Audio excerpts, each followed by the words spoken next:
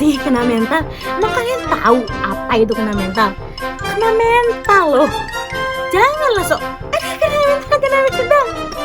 Kena mental. Jadi kali ini kita akan membahas tentang apa sih depresi, tentang mental itu apa sih. Mari kita simak video setelah ini.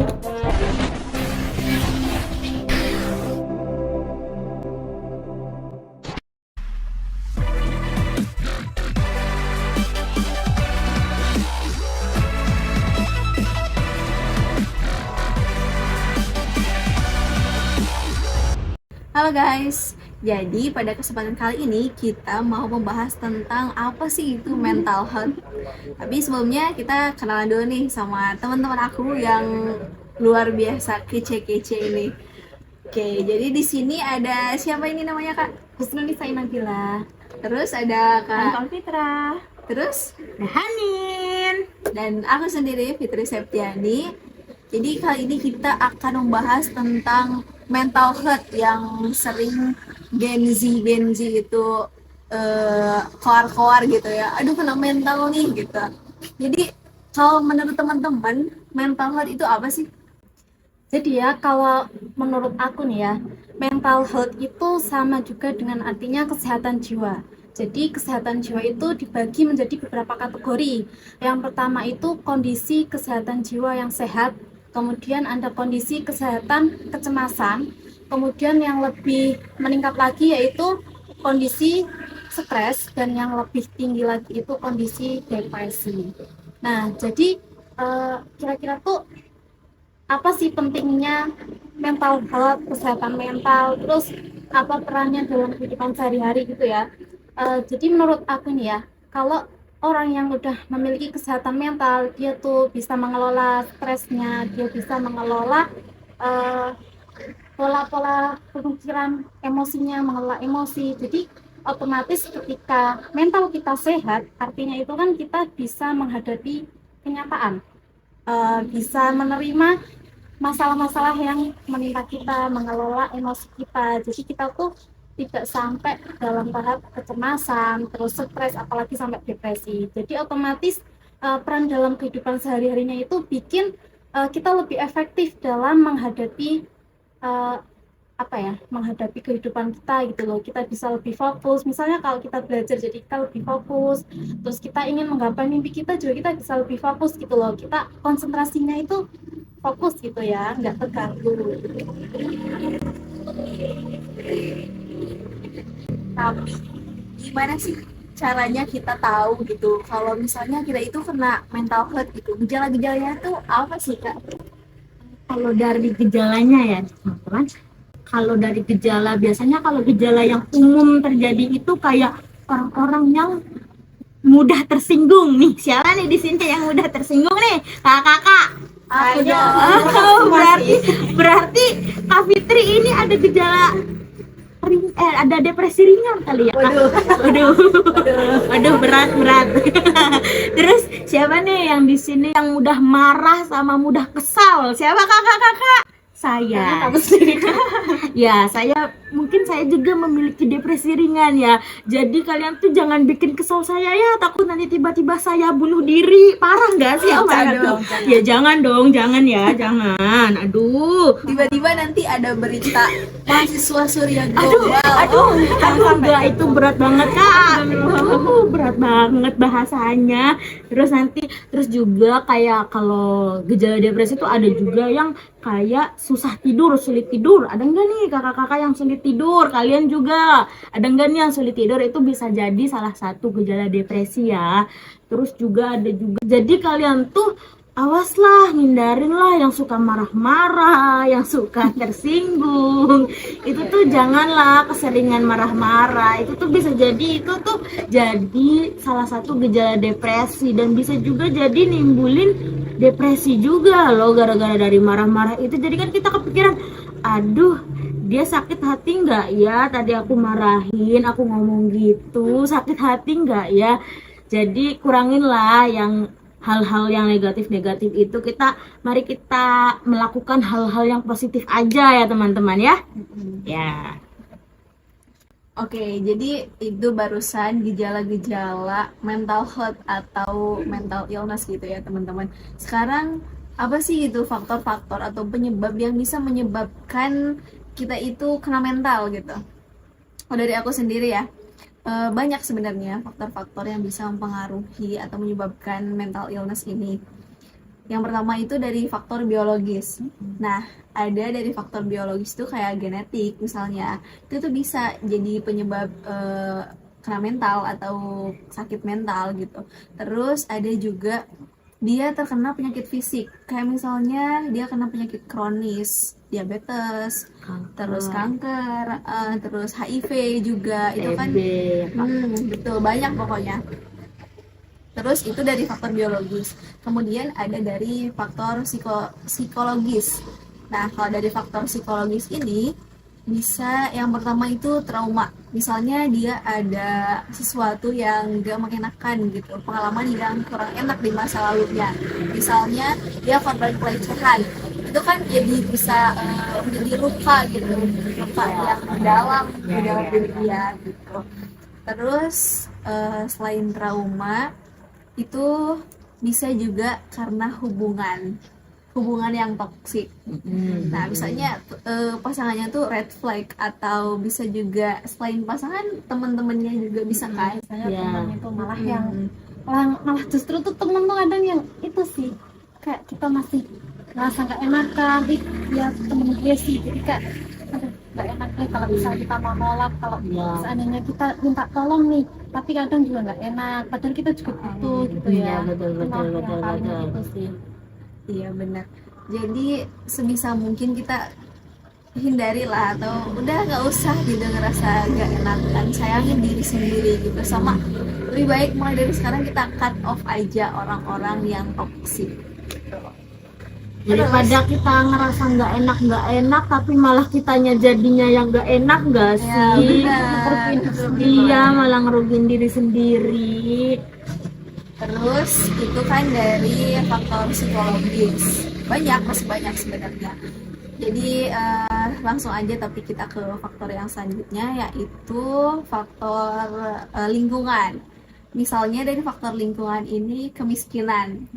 Banyak banget kan kasus-kasus yang karena masalah ekonomi, terus dia terlilit hutang atau apapun itu, dia bunuh diri, terus nabrakin diri ke kereta. Banyak banget itu teman-teman kasusnya Karena kayak pinjol juga ya, Nah, Kak. iya. Hati-hati tuh yang Iya benar-benar. Suka pinjol tuh, hindarinlah kata-kata pinjol itu tuh. Buat apa sih pinjol-pinjol, ya nggak sih? Kalau emang misalkan mau beli sesuatu terus nggak ada uang tuh ya udah sih, nanti lagi. Kalau itu emang nggak penting-penting banget, misalkan Iya, emang itu iya kebutuhan buat sehari-hari, itu baru misalkan iya. Kalau itu buat makan atau emang itu sangat-sangat butuh kayak buat misalkan biaya sekolah, itu ya dimaklumin lah buat pinjem. Tapi kan ya jangan lupa buat nurutin gengsi tuh bayar, jangan ya. jangan buat nurutin gengsi. Apa sih? Jadi kita turunin lah gengsi ya gitu. Jadi boleh bergaya tapi sesuai dengan kemampuan kita. Bener nggak? Ya betul lah. Oke. Terus selain itu bisa juga karena di lingkungannya itu dia didiskriminasi gitu. Jadi dia dibeda-bedakan, dikucilkan. Kayak dia itu merasa, iya aku tuh apa sih gitu, aku gak punya keahlian apa-apa, aku tuh nothing gitu loh. Ya nggak sih? Ya banyak orang-orang yang ngerasa kayak gitu. Tapi kadang kalau kita tuh udah menerima ya diri kita, misalnya aku kurus, terus aku udah nerima aku kurus ya, tapi orang lain tuh kayak tiba-tiba kamu kurus banget sih, kok kamu tulang doang sama Itu aku, beda ya, sama gitu. dia mah ada Oh, dagingnya betul banget, tuh. kayak gitu. Dibanding-bandingin juga. Padahal kita udah mencoba untuk menerima, kita sudah ya Menerima diri insecure kita juga tuh ya, kayak tapi kita gini. tuh udah mencoba untuk menerima, tapi orang lain yang kayak gitu ya. Nah, maka dari itu kita harus dari Ya, diri kita hindarin gitu, lah. Orang-orang kayak gitu tuh ya udah sih nggak usah didengerin. betul. Terus kan kadang suka ada juga kan dari keluarga sendiri, bahkan yang Iya, lihat bahkan, tuh iya. anak tetangga. Iya betul itu, Aduh, betul iya. itu sih, betul itu sih. Sangat betul-betul sekali. Nah, yang paling penting sih teman-teman, dari semua faktor-faktor yang bisa menyebabkan kita stres, depresi, mental illness, itu tuh karena cara coping stres kita yang gak baik gitu. Bisa juga itu menyebabkan mental mental illness yang lebih parah gitu. Misalnya dia itu kan coping stress itu kan cara gimana kita mengendalikan stres yang kita alami gitu kan ya.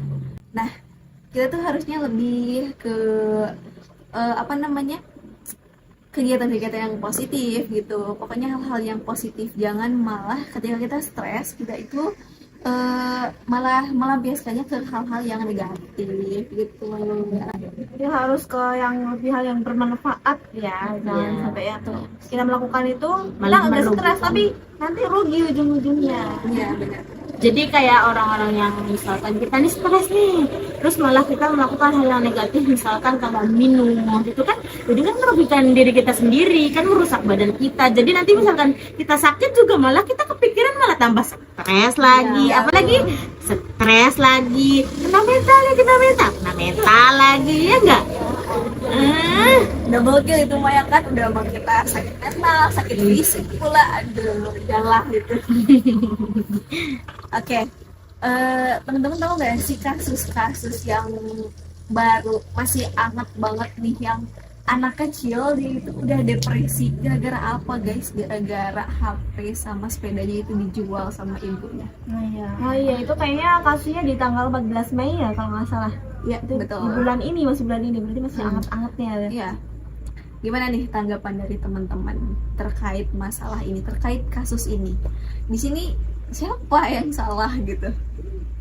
Kalau dari berita yang dibaca sih ya kayak itu kan dijual sama ibunya, bener nggak? Dijual sama ibunya karena untuk kebutuhan sehari-hari, kebutuhan keluarga dulu juga, buat makan, buat kebutuhan sehari-hari.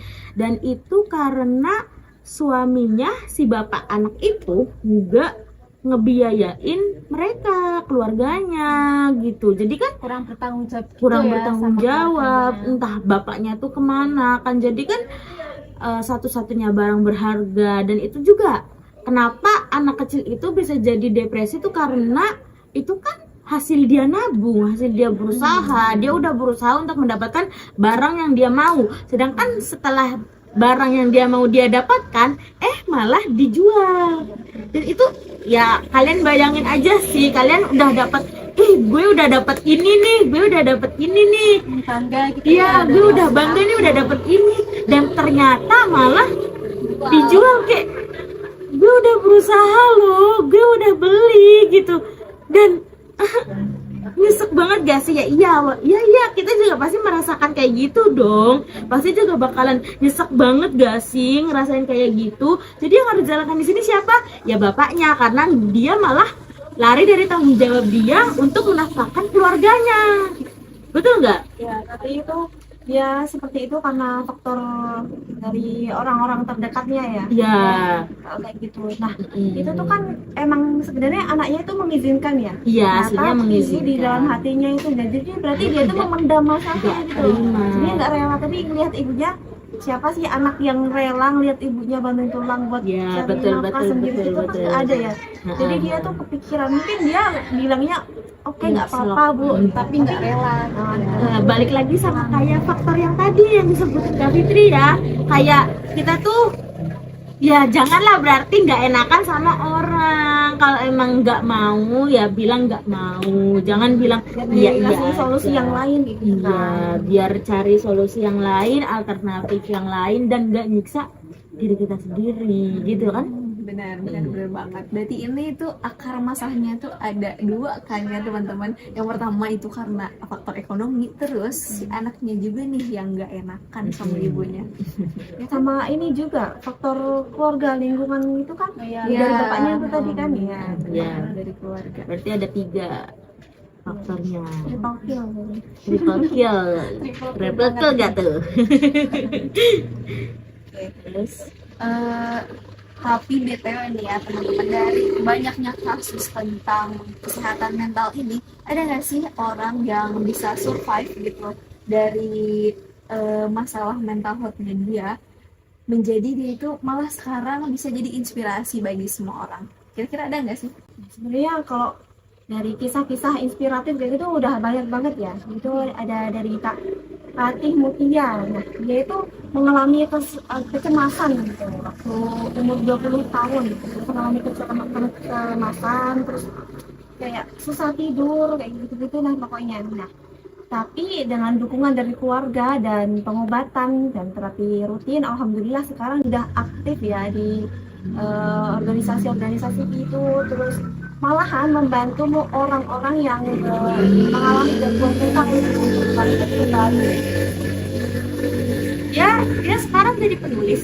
Ya, dia juga jadi penulis juga jadi dia itu kayak menginspirasi itu juga dari tulisan-tulisan itu tadi, dari buku-bukunya. Ini ada lagi nih dari Oki Matika. Nah, dia itu seorang influencer dan pengusaha muda.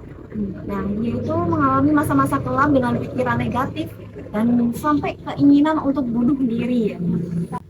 Kemudian Oki ini bangkit dan kini menjadi inspirator bagi banyak orang yang mengalami hal serupa. Dia aktif berbagi kisahnya di media sosial dan menjadikan platform untuk membantu orang lain yang mengalami gangguan mental itu tadi. Luar biasa ya kisah-kisahnya. Jadi orang yang Dulunya. dulunya gangguan mental itu dia bisa bertahan dan bahkan sekarang menjadi inspirasi Untuk Jadi- semua bagi banyak orang. Ya, jadi kisah-kisah inspiratif itu tadi yang menunjukkan bahwasanya gangguan mental itu bukan sesuatu yang memalukan gitu. Nah, dari gangguan mental itu enggak melulu tentang bunuh diri, tentang depresi langsung jadi gila gitu, enggak. Jadi bisa bangkit lagi, bisa semua bahagia lagi kayak bisa dulu lagi. dilawan kalau itu mah ya. Asalkan kita dengan terapi dan kemudian lingkungan yang mendukung juga kayak gitu. betul. Jadi buat teman-teman yang sekarang lagi ngerasa di itu, kok aku kayaknya ada gangguan ya gitu di kesehatan mental aku gitu, gak usah ngerasa insecure, gak usah ngerasa aduh gak mau nih, malu mau konsultasi, gak apa-apa, gak usah kayak gitu. Terbukti kan sama orang-orang yang luar biasa ini, yang mereka itu bisa survive dan bahkan bisa menginspirasi banyak orang gitu teman-teman. Oke, mungkin dari kita dicukupkan sekian dulu ya guys, kita ngobrol-ngobrolnya. Mungkin kalau ada kesempatan lagi bisa nanti kita sharing lagi ya teman-teman. Pokoknya pesannya juga buat kita yang teman-teman ini, maksudnya orang yang ngerasa tidak sehat gitu ya. Kalau misalkan ada temennya yang udah mulai murung gitu, udah kayak sendirian, sendiri, cemas gitu. Kita harus udah mulai aware gitu sama mereka gitu ya, jangan didiemin aja gitu. Oke, siap. Siap. Oke, mungkin sekian dulu dari kami. Terima kasih sudah menonton. Assalamualaikum warahmatullahi wabarakatuh. Bye.